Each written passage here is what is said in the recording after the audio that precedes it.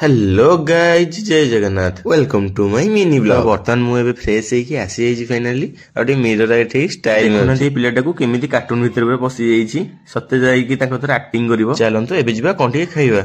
अरे वाह मम्मी तो खाइबा पे चूड़ा उपमा बने दैछन्ती। तो दी भाई मिसी फटाफट प्लेट को पूरा कंप्लीट कर दिले। खाइ सारी की पानी खोजिला बेलको बोतल पानी नहीं तो बोतल धोई पानी आनली आ फाइनली एबे पीली। बाप रे पानी टिके पीबे केते कष्ट करियो पडुजी। मम्मी तांको काम रे व्यस्त थिले तो मते ड्रेस गुडा मशीन पकी वाश करबा कहले आ मु भी सुनापंको परी कर देली। देन भाई रो मोर बाहरी गलु मामू घर को जेहेतु आज थिला संडे संडे में तो कुछ मस्ती भी होना चाहिए। घर छाड़ी खाइबा नै की पळे आसी दुकान को देखनु माई कैमरा देखि लाज करी पळेले। इवनिंग रे दी भाई घर को बाहरलु मामू घर बुली सारी आ दुर्भाग्य को बाइक टा अधा बाट रे खराब हो गला।